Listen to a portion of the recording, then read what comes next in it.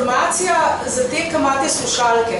Na številki 1 je v slovenščini, na številki 2 je v angleščini. Če še nimate slušalk in rabite, slovenci zdaj govorim, prevod, potem si vzamete slušalke. No? In na enki je slovenščina, na dvojki je angleščina.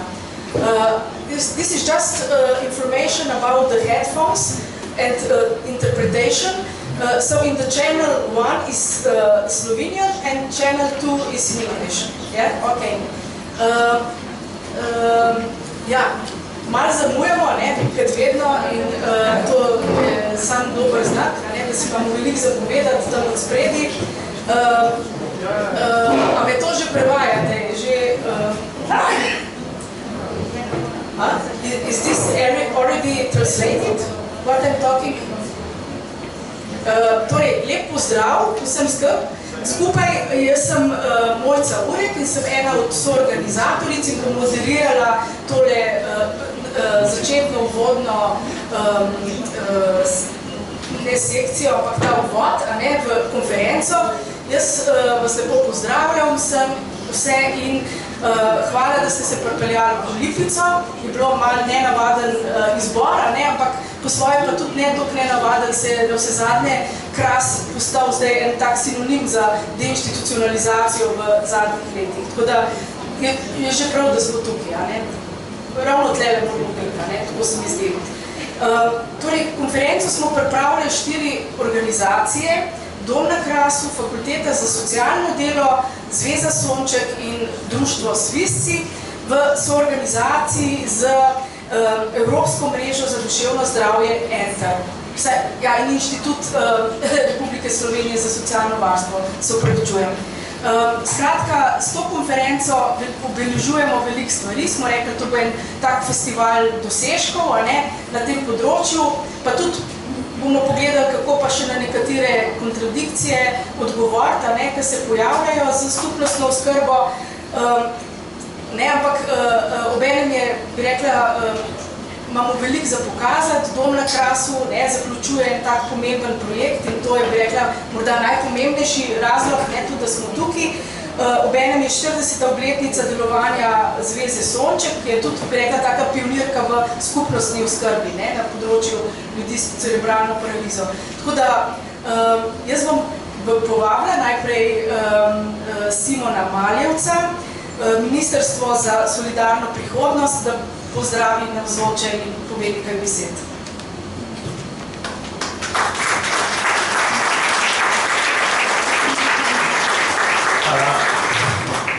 Najprej hvala za vabilo, čestitke organizatorjem za organizacijo tega dogodka.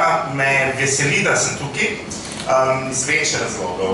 Lansko leto, ko sem takrat prišel še na Ministrstvo za delo, družino, socialne zadeve in enake možnosti kot državni sekretar in zdaj sem minister na Ministrstvu za solidarno prihodnost, sem zelo hitro ugotovil, da je tema deinstitucionalizacije ena izmed tem, s katero se država in tudi ministrstvo absolutno premalo ukvarja in da premalo velja.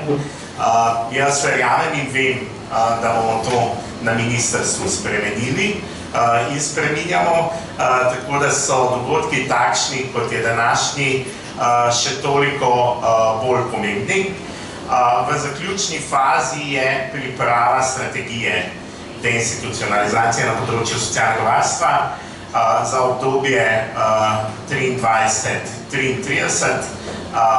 Mogoče boste kaj o tem govorili tudi tokrat.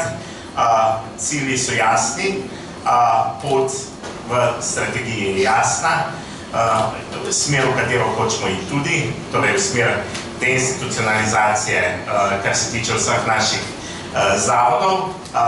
Jaz verjamem, da lahko v teh 10 letih marsikaj naredimo skupaj. Ko govorimo o tem področju, se dostikrat postavlja vprašanje financ in strah, in kaj bo to stalo. Ampak mislim, da vsi, ki sedimo v tej sobi, vemo, da temu ni tako. To čisto nič več ne stane, samo bistveno se izboljša kvaliteta bivanja.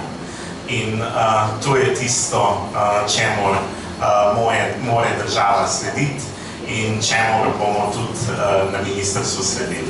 Tako da želim vam plodno razpravo tudi z našimi sodelavkami in sodelavcami iz ministrstva, ki so tu, pa to je to z moje strani. Hvala, Simon.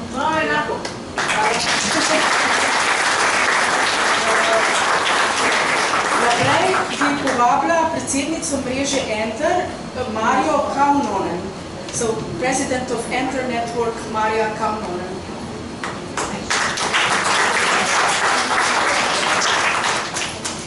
Honorary Minister, Honorary Major, Honorary Deans and Directors, dear conference participants.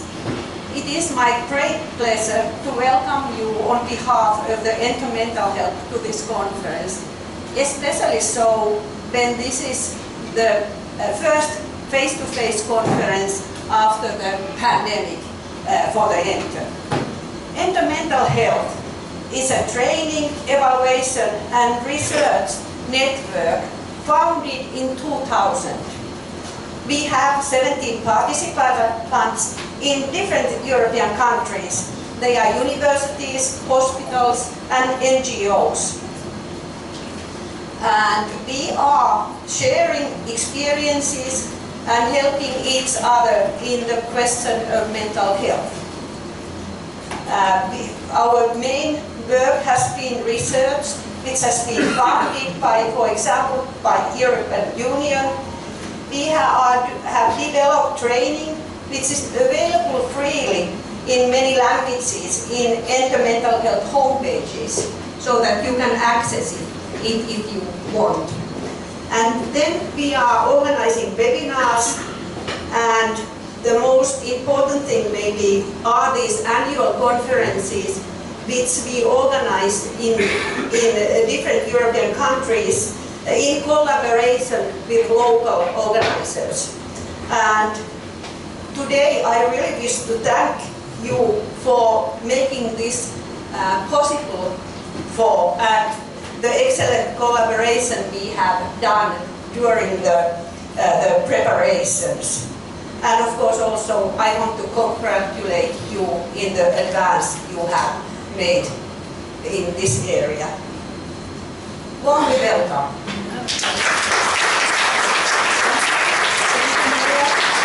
Zdaj bi pa povabila župana občine Sežana, Andreja Silo, da nam pove, kako bojo podprli v Sežani skupnostno oskrbo.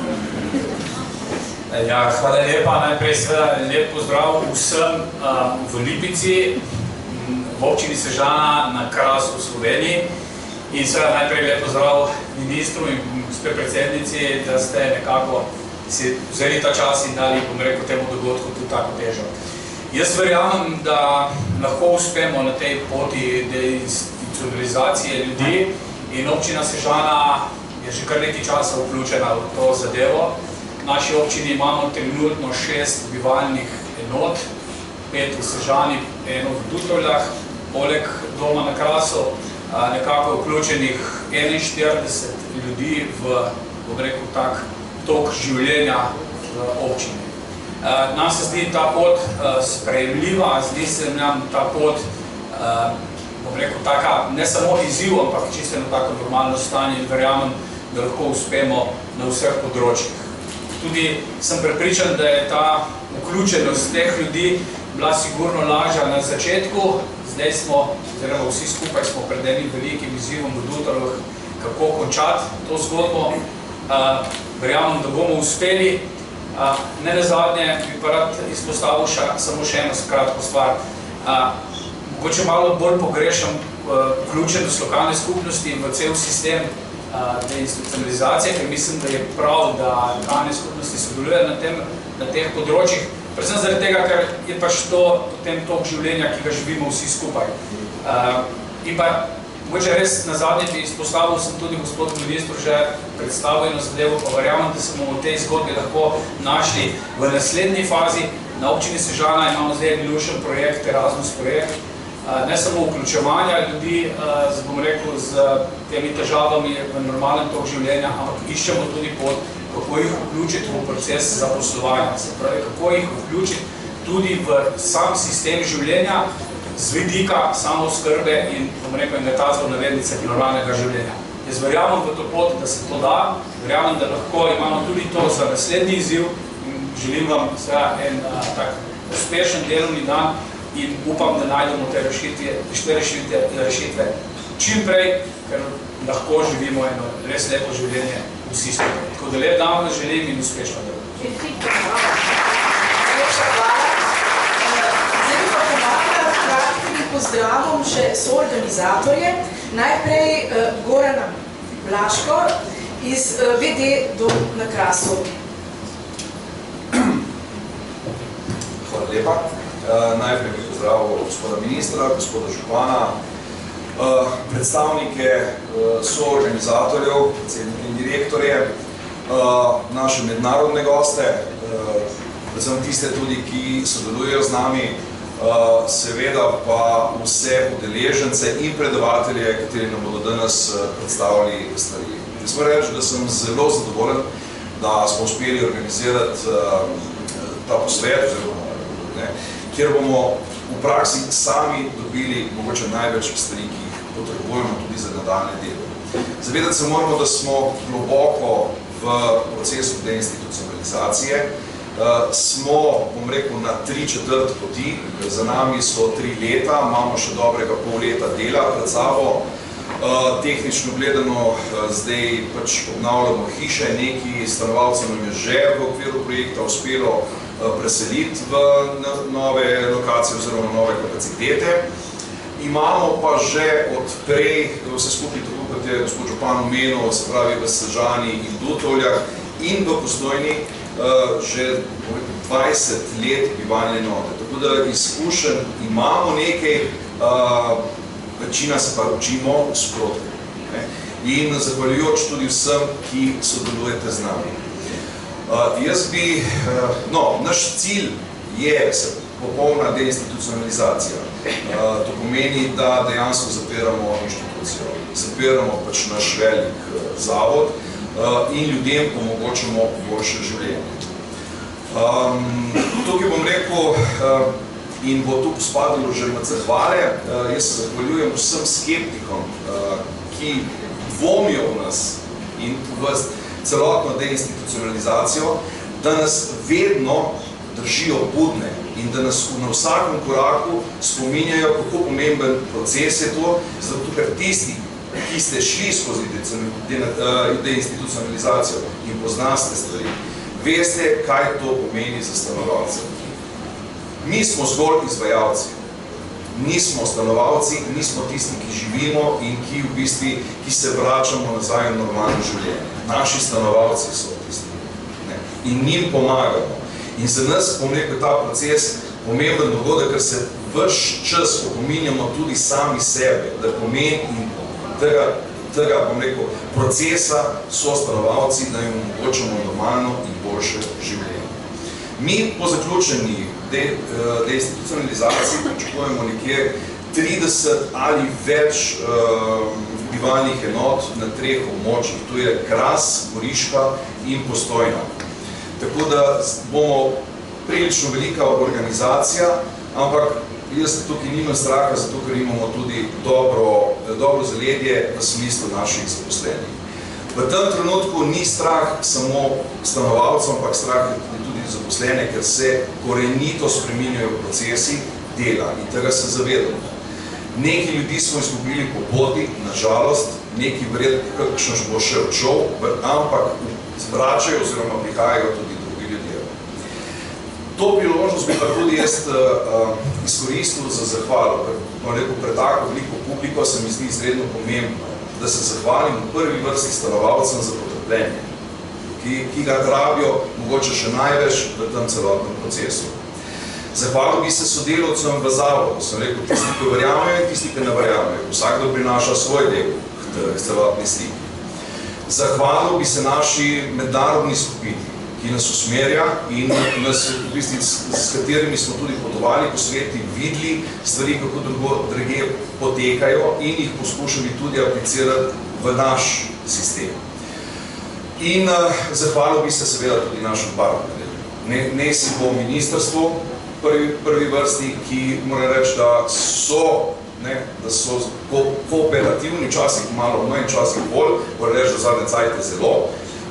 In seveda tudi v Evropski uniji, kjer pridobivamo sredstva našim partnerjem v projektu Inštitutu Republike Slovenije za socialno varstvo in seveda tudi lokalnim skupnostim, s katerimi se trudimo in poskušamo čim bolj delati. Seveda brez nekih napak in težav ne gre.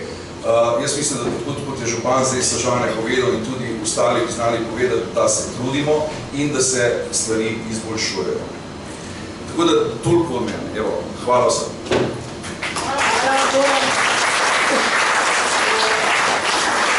Zdaj bi morala biti dekanja fakultete za socialno delo Liljana Rihter, pa bom jaz v njenem imenu se pravičila, ker ni mogla prideti.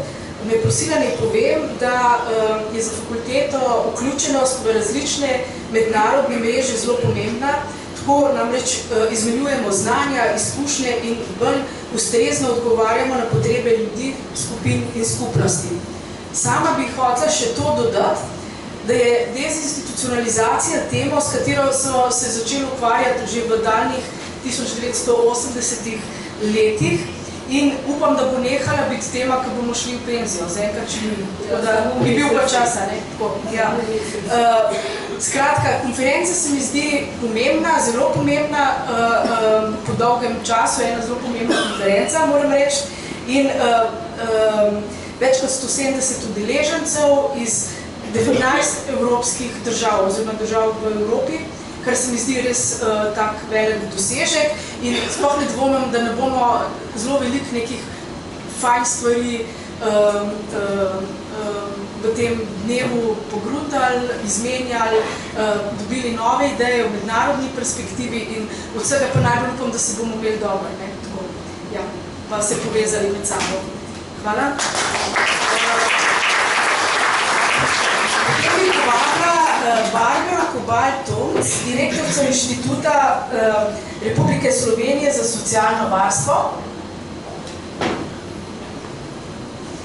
Hvala lepa za besedo, hvala lepa za povabilo, spoštovani gospod minister, spoštovani gospod župan, spoštovana predsednica, vsi kolegi in kolegice in vsi danes prisotni. Zelo sem vesela in počaščena, da vam lahko tale zelo kratek, kot sem dobila napotek, nagovor na tej tako pomembni konferenci, ki v bistvu danes, kot smo zaslišali, je njen pomen res večplasten za različne akterje, za različne deležnike. Kot je povedal že gospod Blaško, smo tudi mi partneri v tem projektu deinstitucionalizacije oziroma preobrazbe doma na Krasu. Zato je za inštitut ta današnji dogodek izjemnega pomena, saj pravzaprav stopamo v zaključno fazo tega projekta. Pa vendar lahko rečem, da se za vse nas pravzaprav ta pravo delo še ne začenja. Pred nami je vrsta izzivov.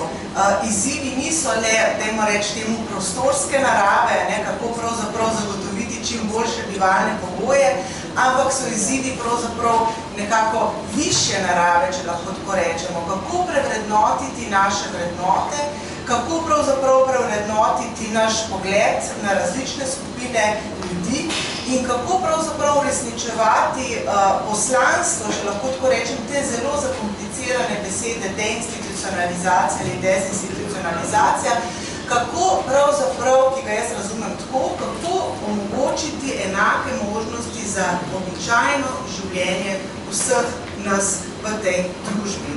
Tako da izzivov nam ne manjka, tako za strokovnjake, kot za odločevalce, kot za uporabnike, kot za stanovalce, kot za lokalno skupnost in predvsem tudi za svojce. Kako pravzaprav gledati na vse nas kot enakopravne državljane. Tako da jaz bi zaključila moj nagovor z, po mojem mnenju, enim zelo dobrim naslovom, mislim, da je prve sekcije, kako od pacienta, kako od oskrbovanca do polnopravnega državljana Republike Slovenije. Tako da jaz želim vsem nam srečno na tej poti. Hvala lepa. Povabila bi pa zdaj predsednico Zveze Sonček, Jasno Morgal. Hvala lepa. Lep pozdrav ministru, županu, tudi predsednici Enter in vsem sodelujočim. Veseli me, da sem danes tukaj v imenu Zveze Sonček. Zveza Sonček obstaja že 40 let, praznuje letos pomembno obletnico in zato je zelo pomembno, da smo tudi soorganizatorji tega dogodka. Zveza Sonček orje edino na področju vključevanja oseb z invalidnostjo v družbo, še preden je obstajala konvencija o pravicah oseb z invalidnostjo in se v bistvu prizadeva za njeno uresničevanje. Vemo, da je tudi odbor za pravice oseb z invalidnostjo opozoril Republiko Slovenijo, da na področju deinstitucionalizacije zamuja in da je tu potrebno narediti še zelo veliko in verjamem, da bo tudi ta današnja konferenca prispevala k osvetlitvi dilem in težav in seveda načrtovanju, kako jih odpravljati. Zdaj, Zveza Sonček ima zelo veliko izkušenj na tem področju, izvajamo različne programe in storitve, varstveno-delovne centre, predvsem je pomembne stanovanjske skupine in prilagojena stanovanja, izvajamo tudi osebno asistenco in nekako vse skupaj kombiniramo, tako da lahko prispevamo s temi izkušnjami in nekako te izkušnje damo na razpolago, delimo res iz življenja, iz vsakdanjega soočanja s temi izzivi, s katerimi se tudi recimo Dom na Krasu zdaj sooča, tako da jih lahko delimo. Naši uporabniki bodo tudi na tej konferenci govorili, tako da bodo delili svoje izkušnje, ker za njih, za vas to v bistvu počnemo vsi skupaj, se ukvarjamo z institucionalizacijo. Tako da želim vsem nam skupaj delimo čim več izkušenj in da morda kaj pametnega sklenemo in tudi, da to delimo predvsem z državo, ki je odgovorna na tem področju, da požene stvari naprej in da ne bo Slovenija več ena zadnjih na tem področju. Hvala. Še kot zadnjo govorko bi povabila predsednico društva Svisci, Niko Cigoj Kuzma, da nas pozdravi.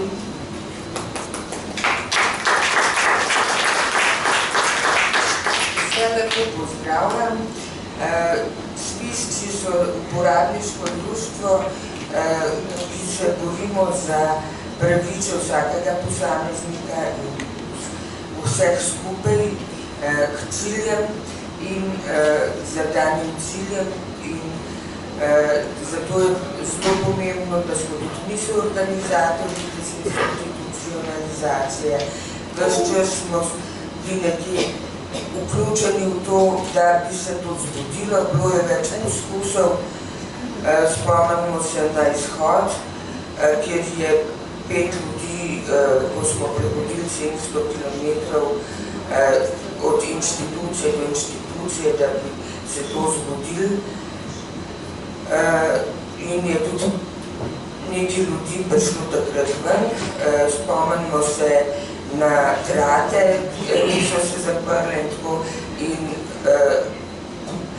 smo zato, da se to čim prej zgodi, za čim boljšo kvaliteto življenja ljudi.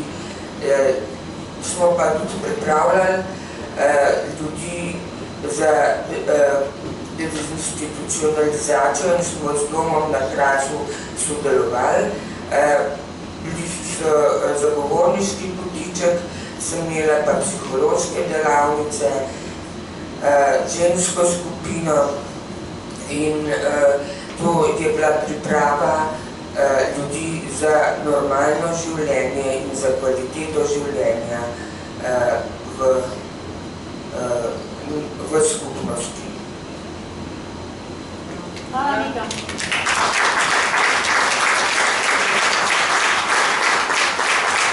Hvala vsem govorcem, ki ste pozdravili konferenco. Zdaj bi pa predala besedo Urški Kovač, Sorta Kovač, vodji projekta Doma na Krasu, da nam, tako bi rekla tudi na kratko, žal mi to veliko časa, predstav, kaj ste naredili. To se nam zdi pomembno slišati na začetku, pa da vsi slišimo. Toliko na kratko bo težko povedati, kar se je vse zgodilo tako v 3 letih Doma na Krasu. Najprej, v bistvu poteka sta 2 vzporedna projekta, to je vsebinski del Doma na Krasu in investicijski del deinstitucionalizacija Zavoda Doma na Krasu. Projekti sofinancira sta Republika Slovenija in Evropska unija iz kohezijskih skladov in skladov z regionalnim razvojem Evropskega socialnega sklada. Partnerji v projektu je Inštitut Republike Slovenije in dejansko se je projekt lotil leta 2020. Skozi cel ciklus sem poslušala govorce, sem tako vesela, da smo pravzaprav proglasili daljnoročno zaprtje zavoda. Med besedmi sem pa zmeraj razbrala, kako smo se tudi mi spraševali, kadar smo se lotili. Pa par besed mogoče o zgodovini, o samem zavodu bom zelo na kratko. Stavba je bila zgrajena že pred 100 letmi z namenom letovanja z Tržačane, namreč iz prehoda v 18-19 stoletju se je zgradila tam tudi železnica in kar je pomenilo tudi eno okno svet, tudi zakrašal se. Nadaljevale so se različne stvari, do 2. svetovne vojne je bil nekako sanatorij za ključne bolnike, to je bila takrat sodobno opremljena zgradba in priložnost tudi za domačine, da tam poiščejo svoj kruh ali pa da prodajo svoj živež na konci. Po vojni so bile tam sirote iz Grčije, pa tudi iz Slovenije, tu so bili otroci, ki so med vojno ostali brez staršev, na kar se je ta skupnost razselila, neki otrok je ostali tudi po Dutovljah tam in so pomagali domačinam, dosti si jih je pa vrnil tudi v Grčijo. Zatem je služila v osnovni šoli do leta 1984, ko so začeli zavod prenavljati in nekako opremili z 125 ljudi. V začetku je tu delovalo kar enota doma upokojencev, leta 1993 pa smo postali posebni socialno-varstveni zavod, kjer je vse ustanoviteljske pravice in pa tudi obveznosti prevzela vlada Republike Slovenije. Leta 2016 smo se preimenovali Dom na Krasu, kar smo še danes, in taka pomembna prelomnica je bila leto 2003, ki je bilo že omenjeno. Torej, to smo v bistvu organizirali prve preselitve stanovalcev v Sežano, kjer bivajo še danes. Leta 2020 smo se pa lotili s tem ambicioznim projektom deinstitucionalizacije, kakor je naslov, pravzaprav tebe konference, ta beseda, tu se lahko res razume dobesedno, kolikor je težko izgovoriti, toliko je tudi težko speljati. Projekta smo se lotili leta 2020 in tu je bil čas COVID-a. Pravzaprav, kadar bi mogli mi speljati deinstitucionalizacijo, se je zavod hermetično zaprl 1 leto. Kar pomeni, da smo ogromno zgubili, ne samo mi, takrat smo vsi zgubljali in pravzaprav nas je epidemija lahko marsikaj naučila. Zdaj se nije pa namesto, da nas bi povezovala, nas je razhajala. Tako da prav smo prišli na delo in se lotili neposredno delati tako z uporabniki, skupnostjo, kakor zaposleni, konc konce nekako z letom 2021, torej kar z enoletno zamudo. In leta 2020, konc leta, se je začel investicijski projekt tudi z zamudo. Projekta smo se lotili zelo ambiciozno. Ustanovili smo delovne skupine, jedrni tim, kamor smo povabili pravzaprav ostale zaposlene, uporabnike, da se udeležijo. Oblikovali smo tudi usmerjevalno skupino, kjer so nam priskočili na pomoč zunanji strokovnjaki.